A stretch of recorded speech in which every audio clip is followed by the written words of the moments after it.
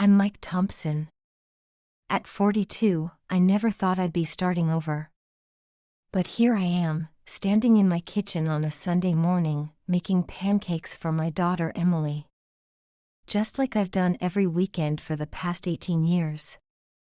Except today feels different. Maybe it's because I finally stopped pretending everything was okay.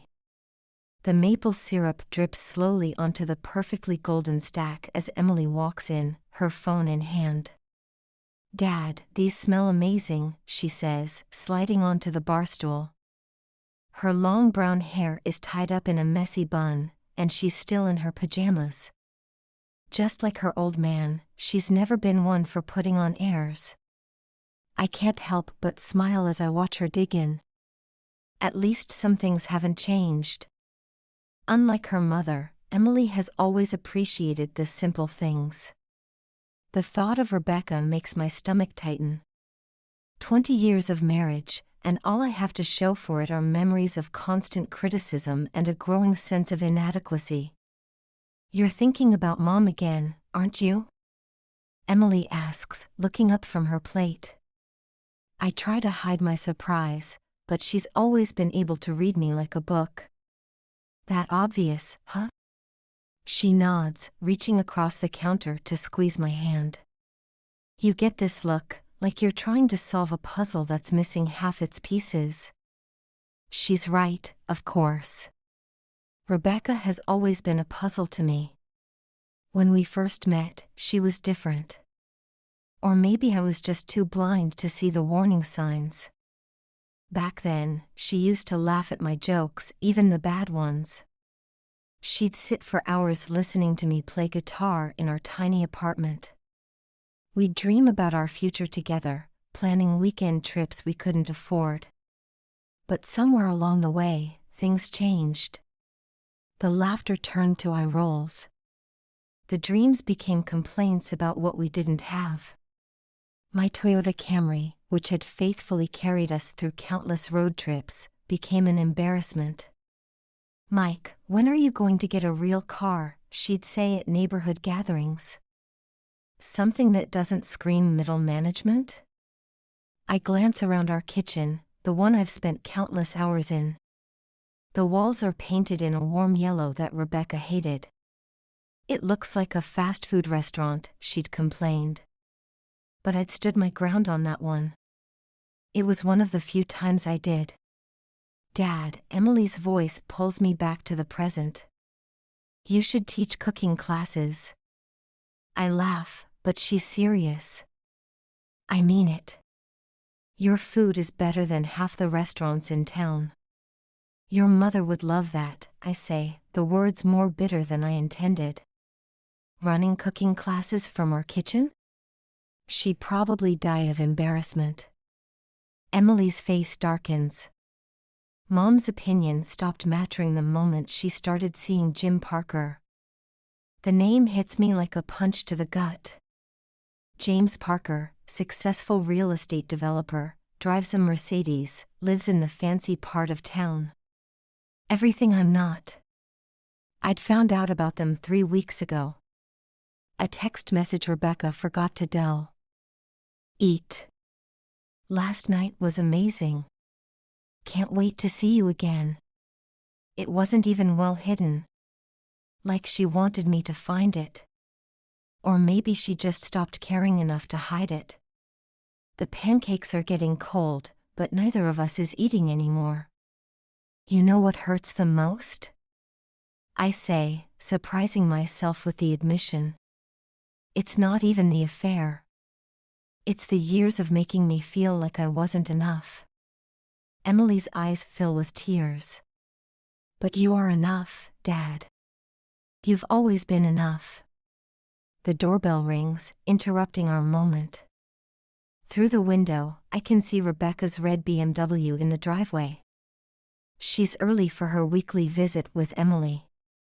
Probably another attempt to explain herself, to justify why she needed more than what I could give her. "I can tell her to leave," Emily offers, but I shake my head. "No, sweetie. She's still your mother." I start cleaning up the kitchen, my usual response to stress. The familiar motions of wiping counters and loading dishes help steady my nerves. Rebecca walks in like she still owns the place. Designer handbag, perfect makeup, not a hair out of place. "Mike," she says, her voice carrying that familiar note of condescension. "Still making those heavy weekend breakfasts, I see." And just like that, we're back to our old routine. Me, trying to keep the peace. Her, finding fault in everything I do. But something's different now. Maybe it's because I know about Jim. Maybe it's because I finally see her for who she really is. "Actually, Mom," Emily cuts in, "Dad's pancakes are amazing. Unlike the cardboard you call breakfast at your place." Rebecca's perfectly manicured hand flies to her chest in mock offense. "Emily, that protein-rich breakfast blend is very expensive and specifically designed for people who care more about appearances than actual food?" Emily interrupts. "I should stop this. Be the bigger person." But for once, I just watch.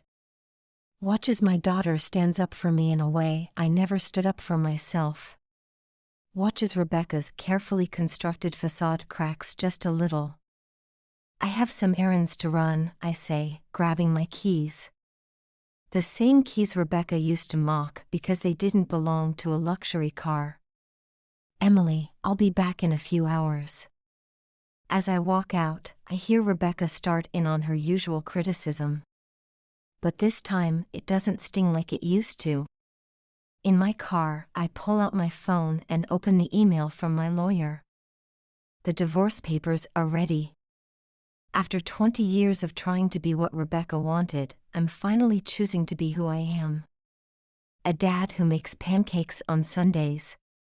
A guy who drives a reliable car and plays guitar badly. A man who deserves better than constant criticism and betrayal. The Toyota starts with its familiar purr. I head toward downtown, toward my lawyer's office. Toward whatever comes next. In the rearview mirror, I catch a glimpse of our house getting smaller. The house where I raised my daughter. Where I tried to build a life with a woman who was never satisfied.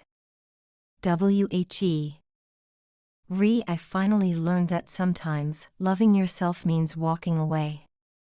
The morning traffic is light. I turn on the radio, something Rebecca never let me do when we drove together. "That classic rock stuff is so dated," she'd say. But today, I crank up Tom Petty's Free Fallin' and sing along. For the first time in years, I feel like I can breathe. My phone buzzes with a text from Emily. "Love you, Dad. Don't forget to pick up more maple syrup." I smile, thinking about our Sunday morning ritual. Some traditions are worth keeping. Some changes are worth making. And some pancakes are worth driving across town for the right maple syrup. As I pull into the parking lot of my lawyer's office, I take a deep breath. This isn't the ending I wanted for my marriage. But maybe it's the beginning I need for myself. The beginning of a life where I don't have to apologize for who I am. Where pancakes can just be pancakes, and a Toyota can just be a car. Where love doesn't come with conditions and criticism. I check my reflection in the rearview mirror. The man looking back at me isn't perfect. His hair is graying at the temples. His clothes aren't designer brands.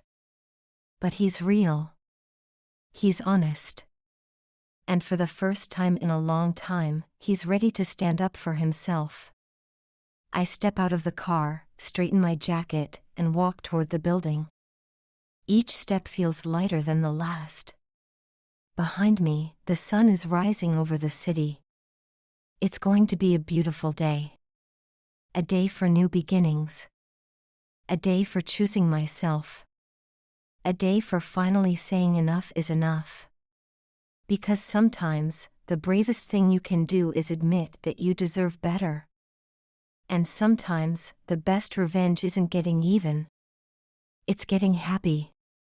Even if that happiness comes with a side of Sunday morning pancakes in a yellow kitchen. Even if it means driving a Toyota instead of a Mercedes. Even if it means starting over at 42. I reach for the door handle, ready to take the first step toward my new life. Ready to sign the papers that will end 20 years of trying to be someone I'm not. Ready to begin again. Because that's what you do when you finally realize your worth. You begin again. And this time, you do it on your own terms. The lawyer's office smells like leather and expensive coffee. Sarah Matthews, my attorney, greets me with a firm handshake. She's everything Rebecca isn't: straightforward, genuine, focused on what matters. The papers are ready, Mike, she says, gesturing to the chair across from her desk.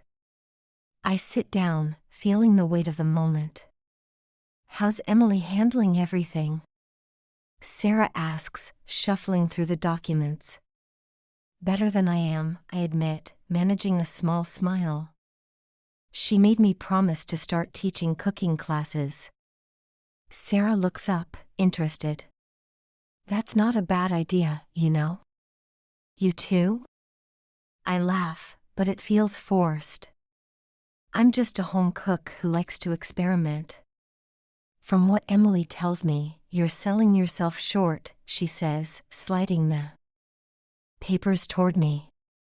The divorce petition looks so official.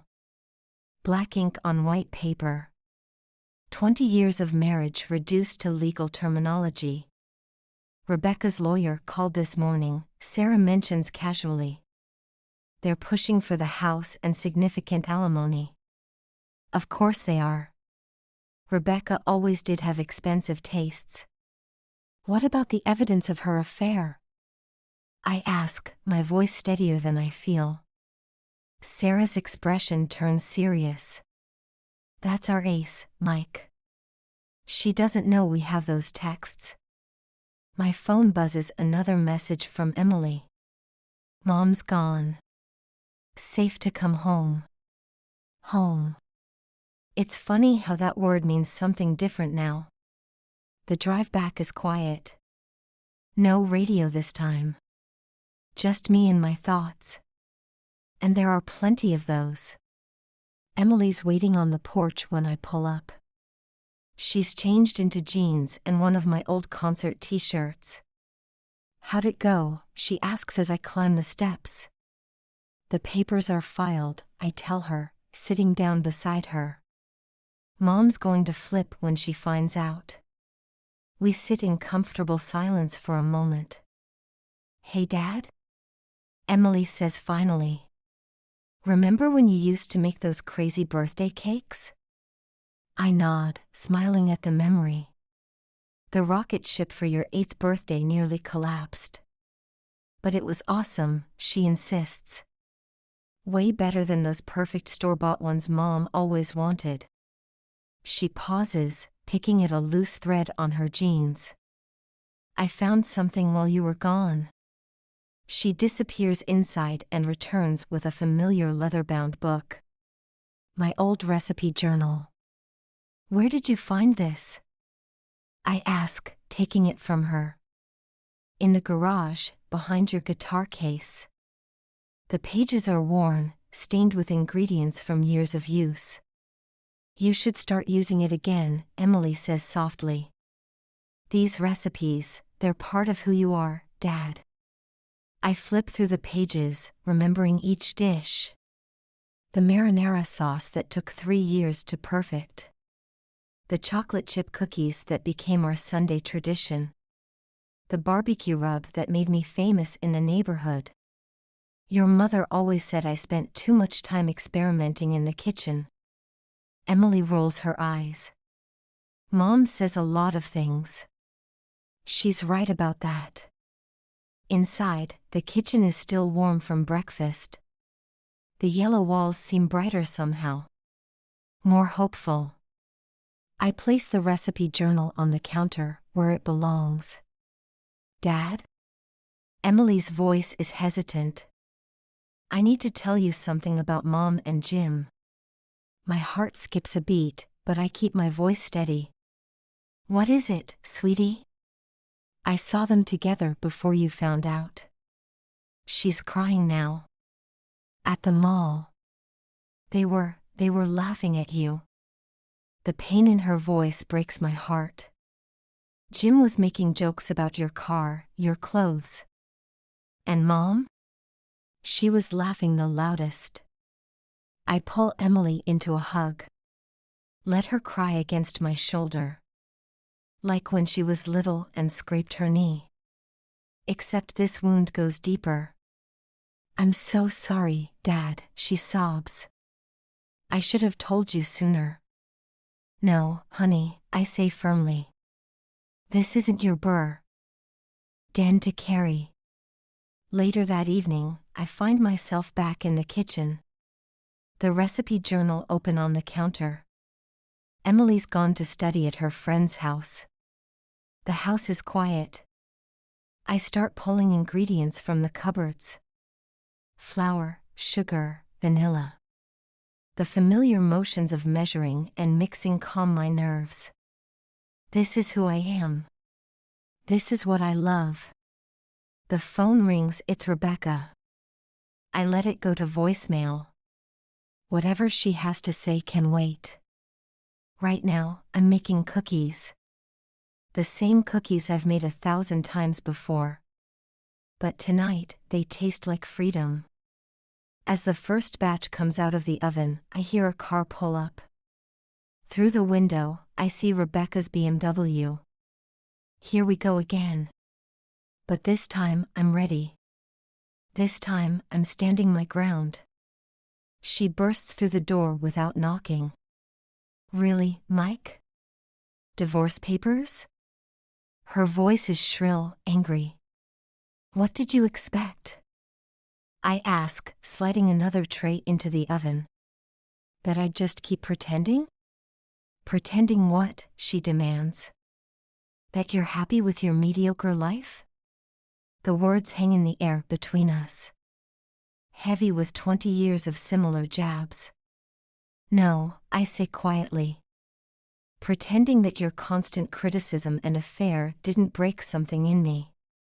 She flinches at the word affair. How did you dash? Does it matter? The timer dings. I pull out the second batch of cookies. The smell of vanilla and chocolate fills the kitchen. You're baking? She asks incredulously. At a time like this? This is who I am, Rebecca. My voice is calm, steady. I bake when I'm happy, when I'm sad, when I'm angry. I know, she snaps. It's one of your many charming qualities. The sarcasm doesn't sting like it used to. Why are you really here? I ask. She deflates slightly, sinking into a kitchen chair. The lawyer said you have evidence. I do.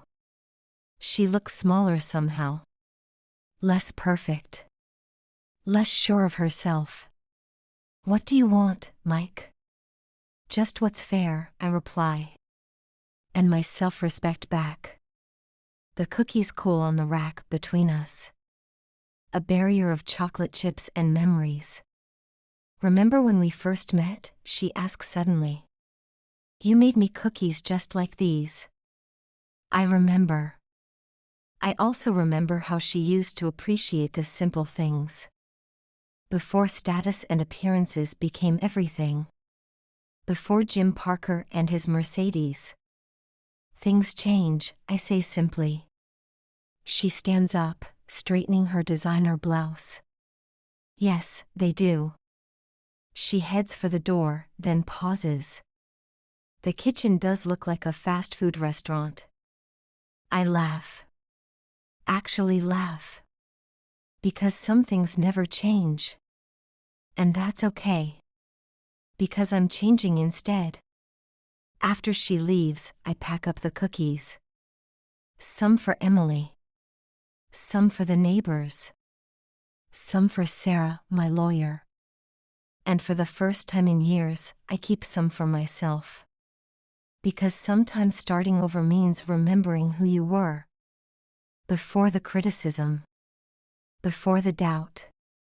Before you started believing you weren't enough. I pick up my recipe journal. Turn to a blank page. And begin to write. Not just ingredients and instructions. But my story. One recipe at a time.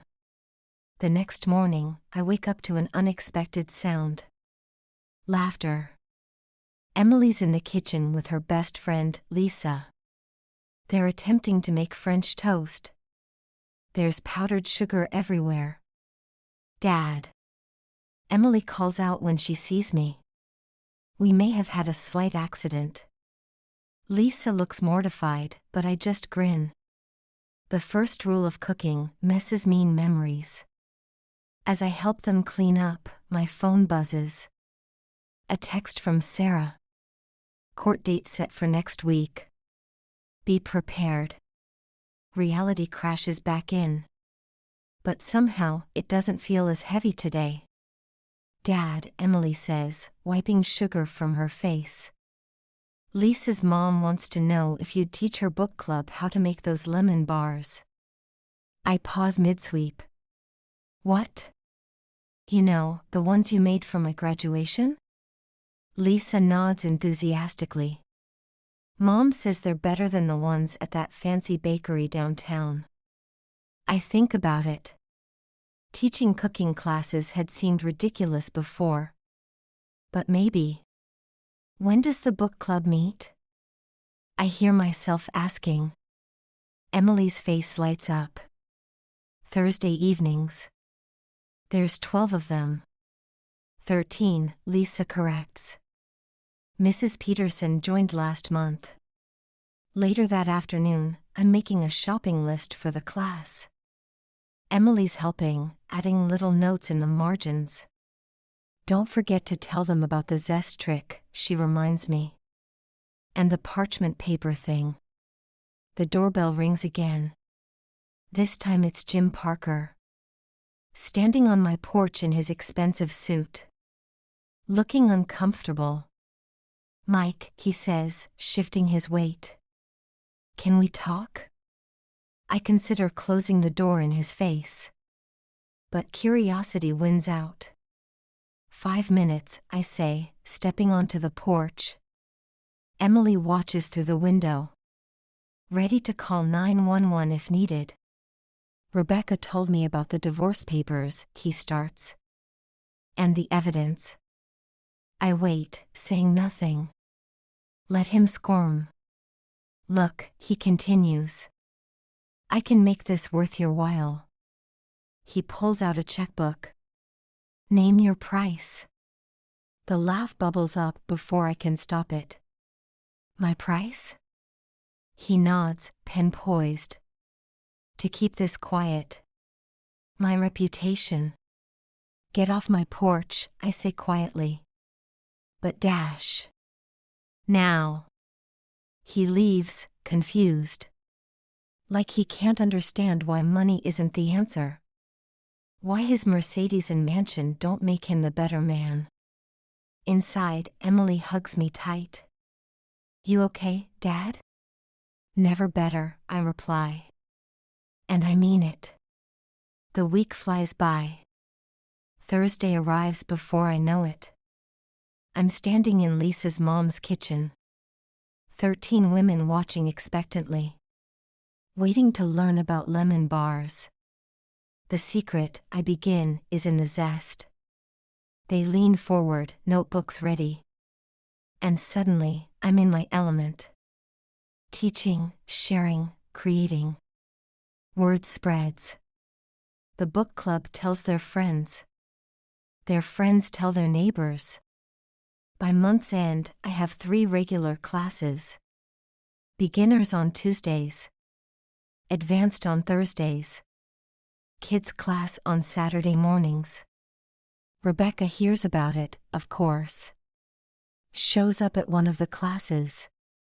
Stands in the back, watching. Leaves without UT saying a word. The court date approaches. Sarah calls with updates. Rebecca's lawyer is pushing hard. But we have the texts. We have the witnesses. We have the truth. Emily helps me pick out a suit for court. No offense, Dad, but your old one screams tax accountant. We find one that fits just right. Makes me stand a little taller. The night before court, I can't sleep. I end up in the kitchen, making cookies at 3 a.m. Like I've done so many times before. But this time is different. This time, I'm not stress baking. I'm preparing for whatever comes next. Morning arrives too soon. Emily insists on coming to court. Sits right behind me. Her presence stronger than any lawyer's argument. Rebecca arrives with her team. Designer suit, perfect hair. Jim Parker nowhere in sight. Funny how that works. The judge reviews the evidence. The texts. The witnesses. The bank statements showing Rebecca's spending. When it's over, it's almost anticlimactic. The house will be sold. Assets split equally. No alimony. Rebecca's face when the judge rules. Like she's tasting something bitter. Something that costs more than she wanted to pay. Outside the courthouse, Emily takes a picture. Me in my new suit. Smiling. Free. Where to now, she asks. Home, I say. I have a cooking class to prepare for. Life settles into a new rhythm. The house sells quickly. I find a smaller place. With a bigger kitchen. My classes grow. Someone suggests I start a YouTube channel. Emily helps me set it up. Cooking with Mike goes live on a Tuesday. The first video is shaky. My jokes are dad level at best. But people watch. People subscribe. People learn. Rebecca moves in with Jim. Then out of Jim. Then in with someone new. I hear about it from others. It doesn't matter anymore. Emily thrives in college. Calls every Sunday. Still wants my pancake recipe. Still believes in me. And me? I'm learning too. Learning that happiness isn't in the size of your house. Or the brand of your car. Or the approval of someone who never really saw you. It's in the small moments. Teaching a child to crack an egg. Perfecting a recipe. Making someone smile with a plate of cookies. 1 year after the divorce. I'm standing in my kitchen. Yellow walls. Recipe journal open. Creating something new. The doorbell rings. A delivery. My first cookbook contract. Simple joy, recipes from a real kitchen. Emily calls as I'm signing it. Did it come? Just now. Read the dedication, Dad. I flip to the front page. Through tears, I read. For my father, who taught me that the best ingredients in life are love, courage, and chocolate chip cookies. And I realize. This is what winning feels like. Not revenge. Not proving someone wrong. But becoming who you were always meant to be. One recipe at a time. One class at a time. One day at a time. Until you look in the mirror. And finally recognize the person looking back. A person who was always enough. Just the way he was. End.